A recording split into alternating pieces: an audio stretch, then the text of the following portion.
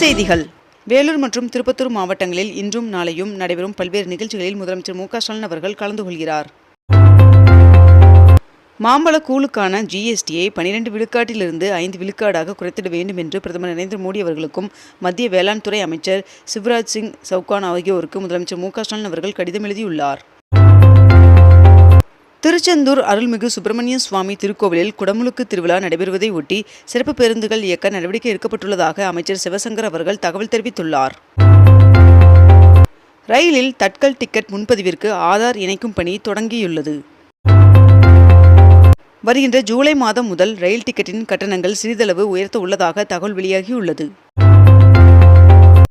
வைகை அணையிலிருந்து இன்று முதல் 7 நாட்களுக்கு 1251 மில்லியன் கனஅடி தண்ணீர் திறக்க உத்தரவு பிறப்பிக்கப்பட்டுள்ளது.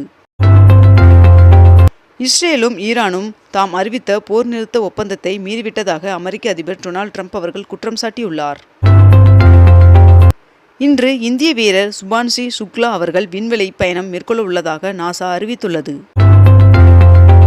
2025-26 கல்வியாண்டிற்கான தொழிற்பயிற்சி நிலையங்களில் ITI மாணவர்கள் நேரடி சேர்க்கை நடைபெற்று வருகிறது. தனி மனைகளுக்கு எந்த காலக்கெடுவும் இல்லாமல் மனு பெறப்பட்டு வரன்முறை செய்து கொடுக்கப்படும் என்று அறிவிக்கப்பட்டுள்ளது. தண்டவாள பராமரிப்பு பணியின் காரணமாக ஜூன் 26, 28, 29 ஆகிய தேதிகளில் கும்மிடிப்பூண்டி ரயில் சேவைகள் மாற்றம் செய்யப்பட்டுள்ளது. போதைப்பொருள் பயன்படுத்திய விவகாரத்தில் நடிகர் கிருஷ்ணாவிற்கு நுங்கம்பாக்கம் போலீசார் சம்மன் அனுப்பியுள்ளனர். தமிழக அரசு 2ஆம் கட்டமாக 600 மின்சார தாழ்தள பேருந்துகளுக்கு ஒப்பந்தம் கோரியுள்ளது. திமுகவின் புதிய உறுப்பினர் சேர்க்கையை ஜூலை 1ஆம் தேதி முதல் முதலமைச்சர் மு க ஸ்டாலின் அவர்கள் தொடங்கி வைக்க உள்ளார் என்று அமைச்சர் தங்கம் தென்னரசு அவர்கள் தெரிவித்துள்ளார். சொத்து குவிப்பு வழக்கில் திமுக MP ஆர். ராஜா உள்ளிட்டோர் சென்னை சிறப்பு நீதிமன்றத்தில் நேற்று ஆஜராகினர். மேலும் இவ்வழக்கு வருகின்ற 30ஆம் தேதிக்கு தள்ளி வைக்கப்பட்டுள்ளது. வருகின்ற 30ஆம் தேதி மதிமுக நிர்வாக குழு கூட்டம் நடைபெற உள்ளது. தமிழ்நாட்டில் வருகின்ற 27, 28 ஆகிய 2 நாட்கள் கனமழை பெய்ய வாய்ப்புள்ளதாக வானிலை மையம் தகவல் தெரிவித்துள்ளது. வேங்கை வயல் வழக்கு வருகின்ற ஜூலை 14ஆம் தேதிக்கு புதுக்கோட்டை நீதிமன்றம் ஒத்திவைத்தது. சென்னையில் மாநகர பேருந்துகள், புறநகர் மின்சார ரயில்கள், மெட்ரோ ரயில் என அனைத்திலும் ஒரே டிக்கெட்டில் பயணிக்கும் வகையில் புதிய செயலியை அடுத்த மாத இறுதிக்குள் அறிமுகம் செய்யப்பட உள்ளதாக தகவல் வெளியாகியுள்ளது. போதைப் பொருள் பயன்படுத்திய வழக்கில் கைது செய்யப்பட்ட நடிகர் ஸ்ரீகாந்த் அவர்கள் புழல் சிறையில் அடைக்கப்பட்டார். 22 கேரட் ஆபண தங்கத்தின் விலை சவரனுக்கு 600 ரூபாய் குறைந்து ஒரு சவரன் 73,240 ரூபாயாகவும், அதுவே 1 கிராம் 9,155 ரூபாய்க்கும் விற்பனை செய்யப்பட்டு வருகிறது. இதனைத் தொடர்ந்து 1 கிராம் வெள்ளியின் விலை 120 ரூபாய்க்கு விற்பனை செய்யப்பட்டு வருகிறது. திருப்பதியில் பக்தர்களின் வசதிக்காக QR கோட் ஸ்கேன் செய்து நேரடியாக லட்டு பெறும் வசதியை தேவஸ்தானம் கொண்டு வந்துள்ளது. முதலமைச்சர் மு க ஸ்டாலின் அவர்களின் தலைமையில் தூய்மை இயக்கத்தின் ஆட்சிக்குழுவின் முதல் கூட்டம் நேற்று நடைபெற்றது. ஜூலை மாத இறுதிக்குள் 2346 இடைநிலை ஆசிரியர்கள் பணி நியமனம் செய்ய நடவடிக்கை மேற்கொள்ளப்பட்டு வருவதாக பள்ளிக் கல்வித்துறை அமைச்சர் அன்பில் மகேஷ் அவர்கள் தெரிவித்துள்ளார். சென்னை சேப்பாக்கம் திருவல்லிக்கேணி தொகுதியில் 8 கோடி ரூபாயில் முடிவுற்ற திட்டப்பணிகளை திறந்து வைத்தார் துணை முதல்வர் உதயநிதி ஸ்டாலின் அவர்கள். மேட்டூர் அணைக்கு வருகின்ற தண்ணீரின் அளவு 18,000 கனஅடியில் இருந்து 12,000 கனஅடியாக சரிந்தது. இஸ்ரேலில் இருந்து ஜோர்டான் வழியாக 160 இந்தியர்கள் மீட்கப்பட்டனர். தமிழகத்தில் 9 மாவட்ட ஆட்சியர்கள் உட்பட 55 IAS அதிகாரிகளை இடமாற்றம் செய்து தமிழக அரசு உத்தரவு பிறப்பித்துள்ளது. 12ஆம் வகுப்பு துணைத் தேர்வுக்குரிய ஹால் டிக்கெட்டுகள் இணையதளம் மூலம் நாளை முதல் பதிவிறக்கம் செய்து கொள்ளலாம் என்று தெரிவிக்கப்பட்டுள்ளது. மருத்துவ சிகிச்சைக்காக அமெரிக்கா செல்ல அனுமதி கோரி முன்னாள் அமைச்சர் செந்தில் பாலாஜி அவர்களின் சகோதரர் அசோக் குமார் அவர்கள் தாக்கல் செய்த மனுவிற்கு அமலாக்கத்துறை பதிலளிக்க சென்னை முதன்மை அமர்வு நீதிமன்றம் உத்தரவிட்டுள்ளது. காரைக்குடி மாநகராட்சிக்கு சொந்தமான கடைகளை 9 ஆண்டு வாடகைக்கு ஏலம் விட இடைக்கால தடை விதிக்கப்பட்டுள்ளது. கொடைக்கானலில் பலத்த காற்று வீசுவதால் நட்சத்திர ஏரியில் படகு சேவை தற்காலிகமாக நிறுத்தம் செய்யப்பட்டுள்ளது. சென்னை கலைவாணர் அரங்கத்தில் NS கிருஷ்ணன் அவர்களின் சிலை அமைக்கப்படும் என்று முதலமைச்சர் மு க ஸ்டாலின் அவர்கள் அறிவித்துள்ளார். தமிழ்நாட்டில் நெல்லை குமரியில் மினி டைட்டில் பூங்கா அமைப்பதற்கான முதல்கட்ட பணிகள் தொடங்கியுள்ளன. சென்னை தலைமை செயலகத்தில் 50 பேருக்கு பணி நியமன ஆணையை முதலமைச்சர் மு க ஸ்டாலின் அவர்கள் வழங்கினார். தமிழ்நாட்டில் மா விவசாயிகளுக்கு இழப்பீட்டை ஒன்றிய அரசு வழங்க வேண்டும் என்று அதிமுக பொதுச் செயலாளர் எடப்பாடி பழனிசாமி அவர்கள் வலியுறுத்தியுள்ளார்.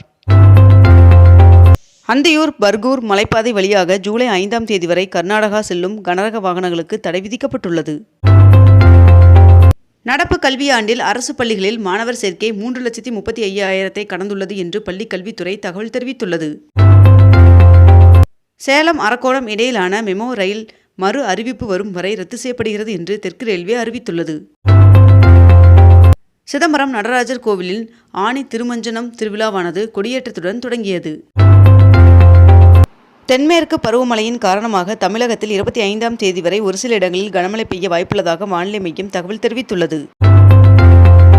மாற்றுத்திறனாளிகளை உள்ளாட்சி அமைப்புகளின் பிரதிநிதிகளாக தேர்ந்தெடுக்க ஜூலை 1ஆம் தேதி முதல் மாவட்ட ஆட்சியர்கள் மூலமாக விண்ணப்பங்கள் பெறப்படும் என்று முதலமைச்சர் மு.க. ஸ்டாலின் அவர்கள் தெரிவித்துள்ளார்.